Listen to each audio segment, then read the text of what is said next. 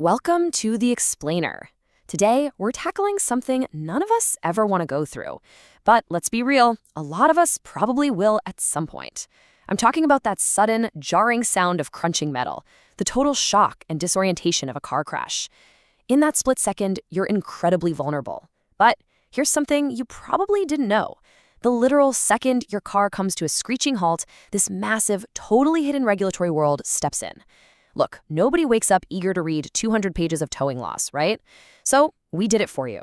We're going to bridge the gap between the chaotic crash scene and the bureaucratic boardroom to unpack the crazy complex web of laws actually designed to protect you. Just put yourself in that scene for a second. You're stuck on the side of a busy highway. Cars are just zooming past you. You're totally shaken up. Your car is definitely not safe to drive. And honestly, your mind is racing. It's just a moment of pure stress. You need help, and you need it right now. Okay, let's dive into this, because the answer to that fundamental question, who do you actually call and who physically shows up, is way more complicated than you might think. Now, if you pull out your phone and frantically search online, you're going to see all these slick marketing promises from local towing businesses. Take this quote from Geelong West towing site. They say, "Being involved in a roadside emergency can be rough," and then they promise to get to you quickly and safely. And hey, that sounds super reassuring when you're stranded. But here's the kicker. How does the state actually make sure these private companies deliver on those promises when you are literally in zero position to negotiate? And that brings us out of the crash scene and straight into a massive 240-page blueprint for consumer protection. We're talking about Victoria's Essential Services Commission final report on accident towing regulation. Now stay with me, I know that sounds like dry bureaucracy, but it's actually this huge economic review triggered by the government. Its whole purpose, making sure that the exact moment you need a tow, you don't get taken for a ride. It totally pulls back the curtain on this shadowy industry full of really complex relationships between tow truck drivers, smash repairs, and insurance companies. So here's our roadmap for the explainer today. We're going to cover accident versus trade towing, then the secret towing queue, regulating the towing fees, protecting vulnerable drivers, and we'll wrap it all up with your rights on the road. All right, kicking things off with Section 1, accident versus trade towing, defining these two very different worlds. What is absolutely fascinating here is the stark contrast between these two legal categories. I mean, to most of us, a tow truck is just a tow truck, right? But in the eyes of the law, why you need that tow changes everything. Trade towing, so getting a jump start, moving a car that just broke down, or clearing a clearway, that operates in a totally unregulated free market Wild West. The law basically assumes, hey, you're not in shock, you can shop around for the best deal. But accident towing, completely different ballgame. Because you're highly vulnerable after a crash, this space is strictly regulated. We're talking allocated dispatch systems and super rigid fee caps. Which leads us perfectly into Section 2, the secret towing queue and how allocations actually work. So if you get into a crash in Melbourne, which the state officially calls a controlled area, tow trucks don't just, race each other to the scene to fight over your car. Believe it or not, before 1983, it was exactly like that. Just this chaotic scramble of trucks causing massive traffic jams and stressing out victims even more. To fix that nightmare, the government created an allocation scheme. And it works like this. First, an accident is reported.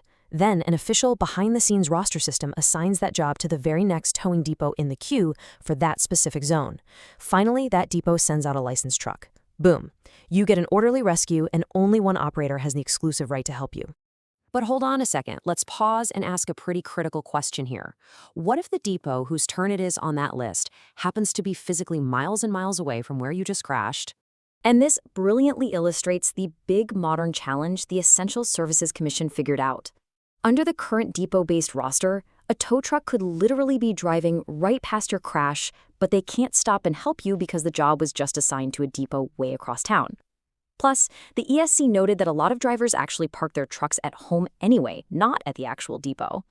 So, to speed up response times and clear up traffic jams faster, the ESC is recommending a GPS fix, basically a proximity or truck-based allocation scheme. Instead of blindly going down a depot list, the system would use real-time GPS to find the actual closest physical truck and send them straight to you. All right, let's jump into Section 3, regulating the towing fees. Basically, what does all this cost? So let's look at the financial landscape here. Because this allocation scheme gives one operator a total monopoly over your crash, meaning you literally have zero choice in who shows up, having an impartial referee regulating the economics is absolutely crucial. As you can see in the controlled area of Melbourne and the self-management area of Geelong, where jobs are handed out from the queue, fees are strictly regulated and capped by the government to keep things fair. But out in regional Victoria, the unregulated area, there's no queue. They compete freely. The catch, though? The ESC found some serious concerns about price gouging out there. So, instead of heavy-handed price caps, their fix is a mandatory fee notification scheme. Regional operators just have to officially publish their maximum prices to the government, and they can't charge a single cent over what they've declared.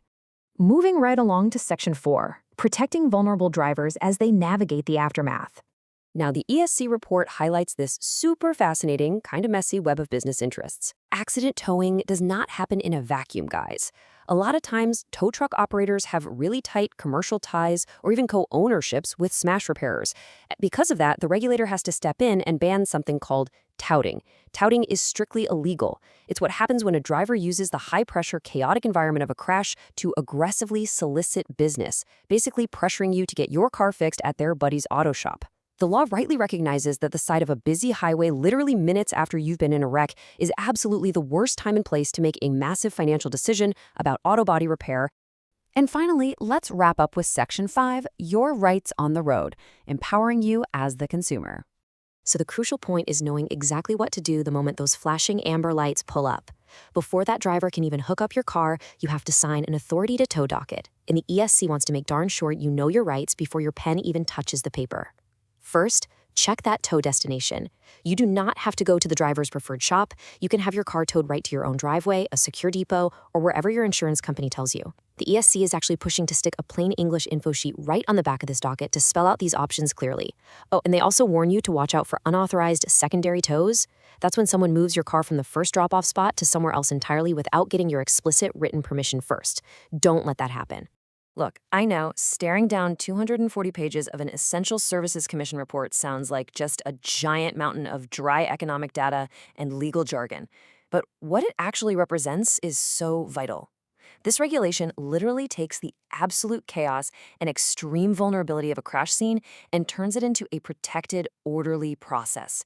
It guarantees that when you are having one of your worst days, the people showing up to help are actually qualified, their prices are fair, and you are totally shielded from predatory tactics. We've unpacked this whole hidden regulatory world that springs into action the second your car stops moving. From the secret queue that decides who rescues you to the strict rules keeping fees in check and shutting down high-pressure sales tactics, you are now officially armed with the knowledge of how this entire system works behind the scenes. So here's my question for you. Now that you know the hidden rules of the road, how will you take control and exercise your rights if you ever find yourself needing a tow? Think about it. Thanks for joining me for this explainer, and seriously, stay safe out there.